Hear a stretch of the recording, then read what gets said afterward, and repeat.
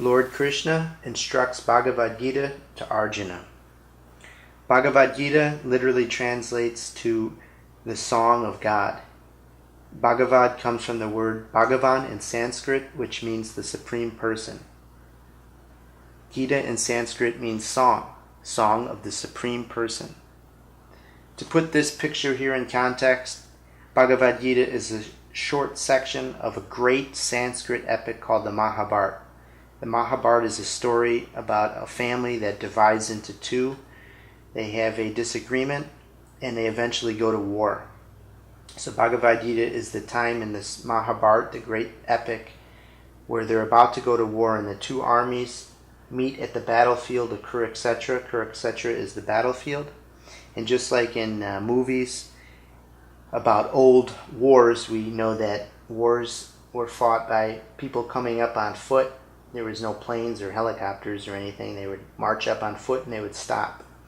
And the two leaders of the armies would either meet in the middle or they would rile up their armies and declare war on one another. This is the context of the beginning of Bhagavad Gita. Arjuna pulls his chariot into the middle of both armies. Krishna agreed in the story not to fight in the war on either side, but he simply became the charioteer, the chariot driver of his friend Arjuna. And Arjuna said to Krishna, pull me up into the middle. I want to look over who I'm about to do war with. And he looks over and he sees family and friends and all sorts of relatives, great teachers that taught him military science, princes and kings that came from all over the world to fight on either side. And he falls down with compassion. He falls down in a depressed state. He says, I can't do this to Krishna. See, he looks sad right here. I can't do this. I can't fight. What is the purpose of killing all these people? What's the purpose of fighting when all of my family members will be killed? And at that point, Krishna turns on the chariot to Arjuna and instructs him in Bhagavad Gita, literally the science of spiritual life. The science of ourself, our relationship to God, the self's relationship to the material world. What is the world, what is God, and what is ourself? He instructs to Arjuna. Arjuna represents us. Although in this context here, it's Krishna speaking to Arjuna, his friend, we should understand that Arjuna represents us and represents anyone thousands of years ago, now, or thousands of years from now that falls down or has some question of what am I doing, what is life, what is the purpose of life, or maybe someone dies close to us and we just can't understand why there's so much suffering in the world, why do people die. We don't have any answers seemingly. Krishna is here to give the ultimate answers to all of those questions, and he gives them in Bhagavad Gita. Bhagavad Gita goes on for 18 chapters, going deeper and deeper into the science of spiritual life. The first instruction that Krishna gives to Arjuna is that he has a body. We all have bodies, but the body is part of the material world, but we are spirit souls, and the soul is nothing to do with material energy. We just wear it like we wear clothes. We wear it to experience the material world, but the material world is not our home. And definitely, for sure, our soul does not die. He's grieving for the material body, the material energy, which is always in flux.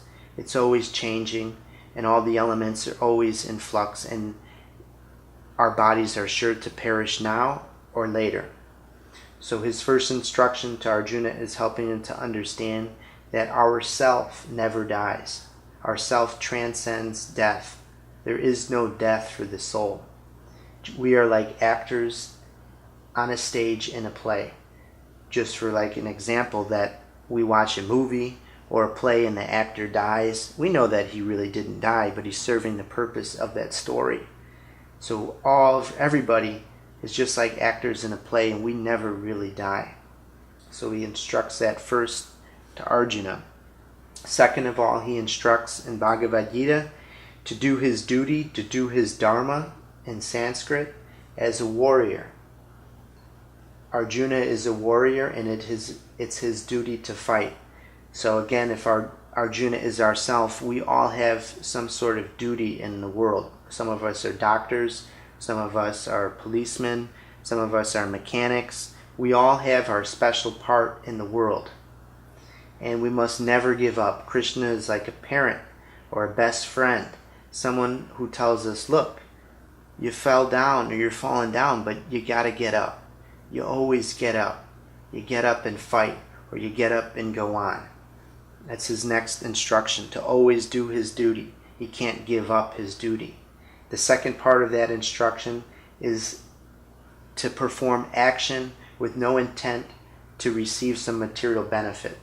For example, so many times in this world we do things because we're going to gain money or fame, or maybe this boy or girl or man or woman is going to like us. So we do things because we think we're going to get something out of it. But Krishna instructs that causes karma.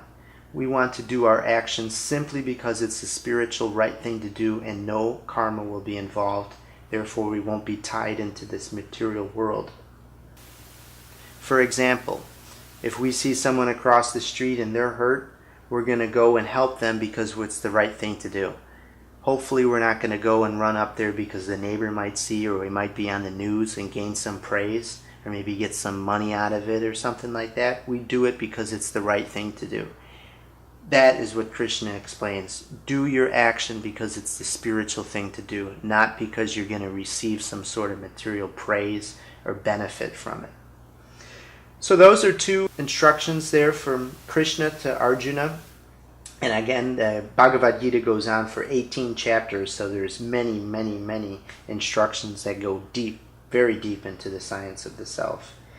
And again, Arjuna represents ourself, and Krishna is giving the ultimate instruction, the ultimate knowledge of spiritual life.